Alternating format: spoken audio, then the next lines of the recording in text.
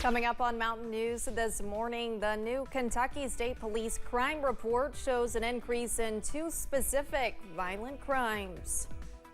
Plus, a man tried to escape police during a daring motorcycle chase earlier in the week. Dedicated to Eastern and Southern Kentucky, this is WYMT Mountain News this morning.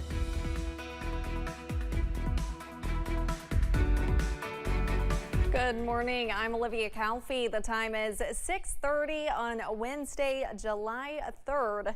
Now let's go ahead and send it over to meteorologist Tim Drawbridge for a look at your forecast this morning. Good morning, Olivia. Good morning, everyone. Look off in the distance. A little haze outside our door this morning. Overall, not bad. 70 degrees. Yes, warmer than it was 24 hours ago and more humid, too.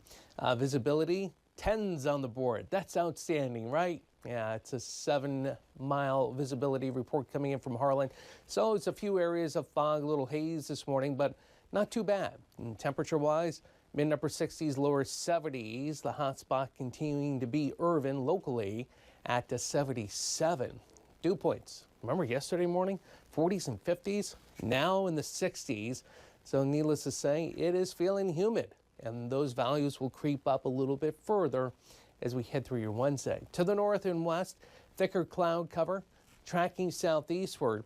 It's in advance of a thunderstorm complex that'll be weakening to a point as we head through the day. What does a point mean? We'll talk about that coming up in a few moments. But in the meantime, for today, into the early afternoon, we're all dry, a high near 90 in Hazard. Could be a late day shower or storm. I-64 corridor north in the Mountain Parkway. More about that and the rest of the First Alert 7-day forecast in a few moments. Olivia? All right, Tim, thank you. Yesterday, a meeting was held by the Kentucky River Regional Animal Shelter Board. The agenda included financial aspects of the shelter as well as a statement by the shelter's veterinarian. As the meeting went on, tensions were high. Those who have been involved with the shelter in the past asked to speak, but were turned down by current president of the shelter, Tony Vaughn. Vaughn says he has his reasons to stick to the agenda. Shannon Cottle, former staff member, says everyone should have had the chance to speak.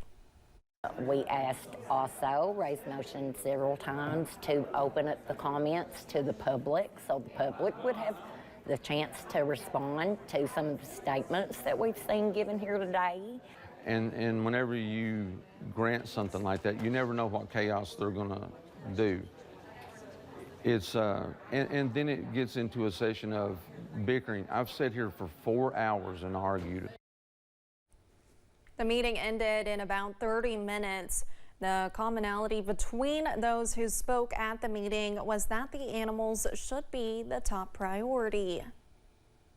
Kentucky State Police released its annual Crime in Kentucky report for 2023. While the report shows the crime rate statewide has remained stable, there are some things that have seen an increase. The two crimes that have seen an upward trend are human trafficking and animal cruelty. In the report, some say the increase in animal cruelty cases may be due to people who are reported for animal cruelty abusing multiple animals at once. We think a lot about abuse as like this dramatic thing, like dogfighting or like hitting an animal, but a lot more commonly, you're talking about neglect as a form of abuse. Olson says most of the dogs they take in are underweight and have not had proper day-to-day care. She says most of the time, however, these dogs have not gone through an official channel where there has been a court case. A London man is facing charges after police responded to a complaint about him trying to fight other people while intoxicated. It happened Sunday night off Highmore Road, about 7 miles from London. When deputies arrived at the scene, they noticed Teddy Osborne trying to leave on foot. Officials decided to leave the scene rather than chase the suspect, but Osborne came back and started to fight again. After the police returned a second time, Osborne fled again, but a deputy stayed behind to catch him. Police in Rockcastle County are looking for a man in connection with a robbery case. here is a picture of him.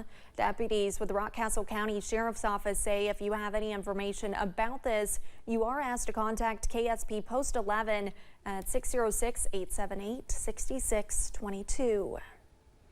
Police in Whitley County are continuing to search for Justin Young, who was reported missing, and now there is a reward being offered for information. Here is a picture of Young. Police say his family is offering a reward of $1,000 for information leading to him being found safe. If you have any information, you can contact Whitley 911 Dispatch at 606-549-6017. And police in Southwest Virginia are also looking for a missing person. Here is a picture of 47-year-old Jason Ray O'Quinn. He is described by the Wise County Sheriff's Office as being 6 feet 4 inches tall and weighing about 270 pounds. He was last seen by his family last Wednesday. If you have any information about this case, contact the Wise County Sheriff's Office at 276-328-3566. A now former Lexington pastor is accused of sex crimes against a minor. Zachary King was in court yesterday after being arrested on Monday. He pleaded not guilty to charges of rape, sodomy, and procuring a minor by electronic means in a Lexington courtroom. His bond was set at $250,000. In his arrest citation obtained by our sister station, King admitted to having a sexual relationship with a minor during a period of a year and a half. A Leslie County man is facing several charges after a police chase. WYMT's Caroline Mueller tells us how police caught him and why they say he didn't want to get caught. The chase began in Laurel County when a deputy spotted a motorcycle without a license plate. Yeah, he looked over his shoulder when he heard the siren and saw that it was a police car, and the deputy said that he hunkered down like, I'm taking off on you, and took off. Deputy Gilbert Achardo with the Laurel County Sheriff's Office says the driver, 56-year-old Todd Burton, turned onto Hal Rogers Parkway where he reached a speed of 122 miles per hour. A lot of times a motorcycle will run because they think they can go places that a cruiser or a police car can't go. Most of the time we get them though. This case was no different. The rear tire of the motorcycle began to shred and the motorcycle had to slow down. Well, Deputy Roberts was able to get in front of the motorcycle and attempt to block it in to stop it. The guy still continued to try to get away from him, but eventually rammed his motorcycle into the cruiser. He says after crashing, Burton tried to get away on foot, but was quickly caught and arrested. He told law enforcement this. He said that he knew he had no plates on the vehicle and that he had 2 outstanding warrants. So in his mind's eye, he didn't want to go to jail, I guess. Now, he's facing several charges, including fleeing and evading police and wanton endangerment. Achardo says defensive driving is the best way to stay safe on the road. You can be the best driver in the world, and there's so many crazy people out there that are doing crazy things that you just got to be a good defensive driver and watch out for everybody else. And if you see an erratic driver, call 911.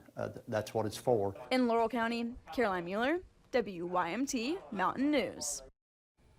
Achardo says there were no injuries caused by the crash. In Pulaski County, crews were dispatched to a house fire early yesterday morning. Crews with the Somerset Fire Department went to a home on East Mount Vernon Street.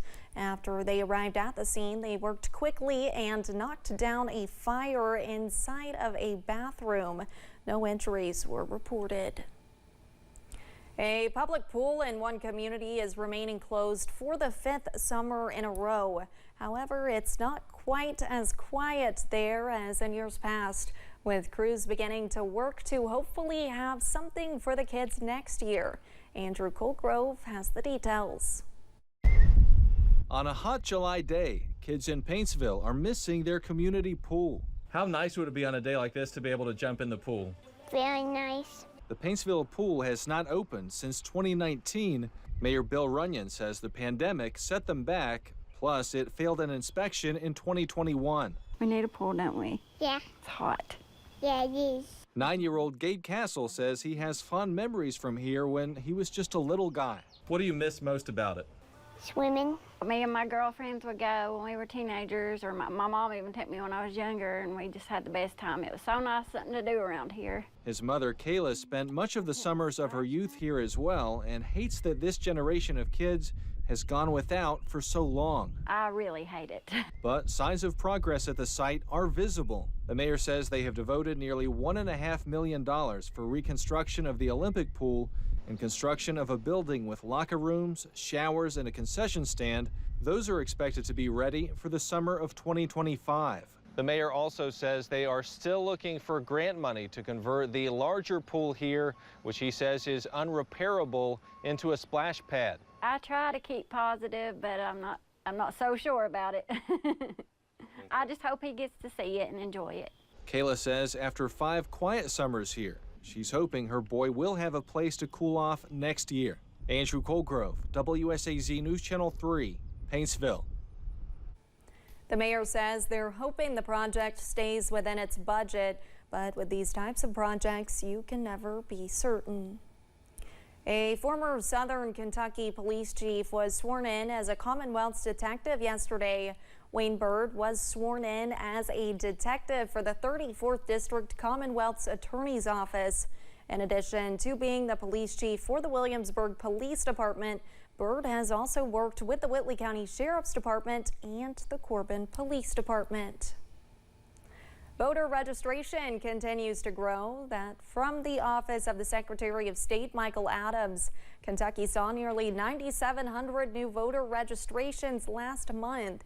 Adams also announced there were a little more than 4,300 people removed from the rolls for the month of June. Adams also says he is promising to defend Kentuckians from a lawsuit about a bipartisan election integrity statute, which prevents registered voters from other states voting in Kentucky. And don't forget, the annual WYMT Summer Blood Drive is today. It runs from 3 p.m. until 7 p.m.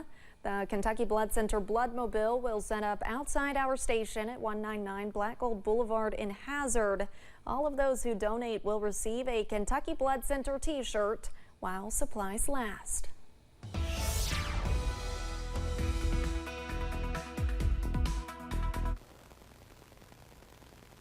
And a good Wednesday morning to you. Weather-wise, no complaints and no excuses not to get over to the station this afternoon.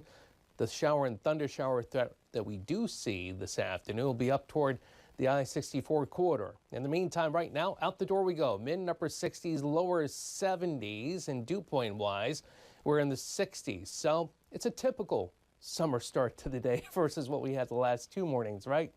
We got thicker cloud cover that is coming in from the north and west of Lexington. And guess what? Slowly and surely, that complex of thunderstorm activity across the Midwest will try to get in here. Not this morning. We're A-OK, maybe a few areas of fog this afternoon. Many of us will be dry. It's late in the day. More head to Lexington over towards Stanton. We run the risk of a shower or storm. More about that with the First Alert 7-day forecast in just a few moments. Olivia? Thanks, Tim, and thank you for joining us. The time is now 6:43. Still to come on Mountain News this morning. Bracing for Beryl, people in the Caribbean are preparing for a monster of a storm that has already claimed multiple lives.